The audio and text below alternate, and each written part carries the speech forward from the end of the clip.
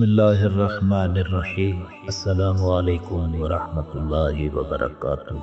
زکوٰۃ بنیادی طور پر 4 قسم کے اموال پر ادا کرنا ضروری ہے، نوٹ فرما لیجیے۔ نمبر 1 سونا، نمبر 2 چاندی، نمبر 3 کرنسی، نمبر 4 مال تجارت۔ ان کے علاوہ زمینی پیداوار پہ عشر اور جانوروں کی زکوٰۃ کا نصاب علیحدہ شریعت کی طرف سے مقرر ہے۔ پہلا مسئلہ سونے چاندی کے حوالے سے آپ آگاہ ہی ہے کہ فقط سونا ہو تو 7.5 تولے سے کم ہے تو زکوٰۃ نہیں ہے۔ اسی طرح فقط چاندی ہو تو جب تک 52.5 تولے نہیں ہوگی زکوٰۃ بھی نہیں ہے۔ البتہ اگر صورت یوں ہو کہ کچھ سونا ہے ساتھ چاندی بھی ہے، یا سونا چاندی کے ساتھ کچھ نقدی بھی ہے، یا کچھ مال تجارت ہے، یا کوئی بھی ایسا اثاثہ جو قابل زکوٰۃ ہو، اس صورت میں ان تمام اشیاء کو جمع کیا جائے گا۔ مجموعی مالیت اگر چاندی کے نصاب کو پہنچ جائے تو زکوٰۃ ادا کرنا ان پر ضروری۔ تیسرا مسئلہ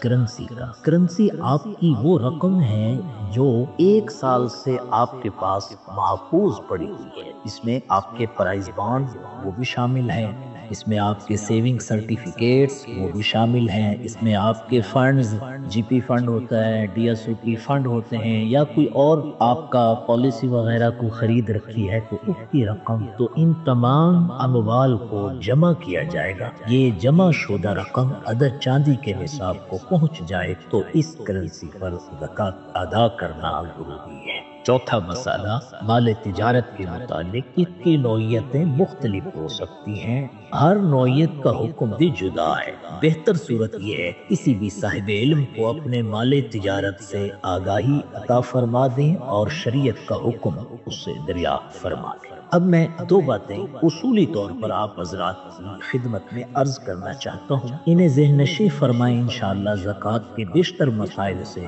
آگاہی نصیب ہو جائے گی۔ دیکھیں، ذاتی استعمال کی جو اشیاء ہے وہ کتنی ہی قیمتی کیوں نہ ہو اس پر زکوٰۃ نہیں ہے۔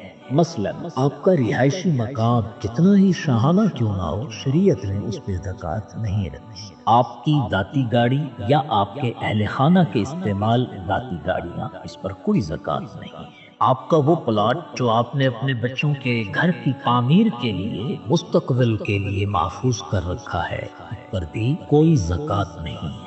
آپ کے گھر کا فرنیچر، آپ کے گھر کی دیگر قیمتی ایسیسریز، آپ کا موبائل، آپ کا لیپ ٹاپ، آپ کے گھر کی ڈیکوریشن نوادرات، بشرطے کہ یہ سونے چاندی کے نہ ہوں، اور اس کے علاوہ آپ کا اسلحہ خواہ شکار کے لیے ہو یا حفاظت کے لیے ہو، کسی چیز پر بھی زکوٰۃ نہیں ہے جو آپ استعمال فرما رہے ہیں۔ البتہ ذاتی مکان کے علاوہ کوئی اور مکان جو آپ نے رینٹ پہ دے رکھا ہے، یا آپ کی وہ پراپرٹی جو آپ نے بیچنے کی نیت سے خرید رکھی ہے کہ اس سے آپ نفع کمائیں گے، یا آپ کی گاڑی جو آپ نے رینٹ کے طور پہ خرید کے رینٹ پہ دی ہوئی ہے، یا آپ کا کوئی بھی ایسا مال جس سے آپ نفع کے حصول کی نیت سے اپنے پاس محفوظ کر رکھا ہے، تو 1 سال گزرنے پر ان اشیاء پر زکوٰۃ ہوگی۔ اسی طرح ذاتی اسلحے پر زکوٰۃ نہیں، لیکن اگر آپ اسلحہ ڈیلر ہیں، اگر آپ موبائل کا کاروبار کرتے ہیں، اگر آپ گاڑیوں کا شو روم رکھتے ہیں،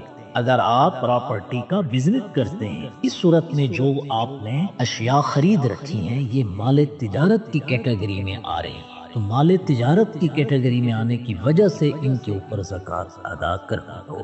میں امید کرتا ہوں یہ بنیادی چیزیں آپ حضرات کی بارگاہ میں پیش میں کر چکا ہوں گا۔ اور دوسری بات جو میں نے کرنی تھی وہ یہ سوال اکثر کیا جاتا ہے کہ چاندی کا نصاب آپ کیوں کہہ رہے ہیں؟ عرض یہ ہے کہ آج کا مسئلہ نہیں ہے، یہ صدیوں کی ریت چلی آ رہی ہے۔ اللہ تعالیٰ نے اس امت کو بڑا حوصلہ اور ظرف عطا فرمایا ہوا ہے۔ یہ تابعین کے دور سے ہی سونے اور چاندی کی قیمتوں میں فرق آنا شروع ہو گیا تھا۔ اس پر جو علماء نے فیصلہ کیا وہ یہ کہ غریب کو کہاں پہ فائدہ ہے، تو محتاج کی رعایت رکھی گئی ہے، اور اس رعایت کو امت کے جو مخیر حضرات ہیں انہوں نے قبول کیا ہے۔